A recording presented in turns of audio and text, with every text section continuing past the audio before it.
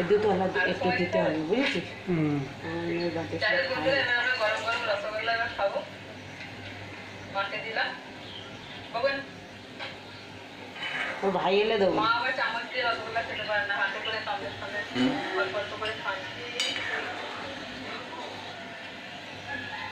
এবার আপনাদের দেখাচ্ছি যে রসগোল্লাটা কতটা নরম তুলতুলে হয়েছে। দেখুন, এই দেখো এটা কিরম চেপে যাচ্ছে, এত নরম।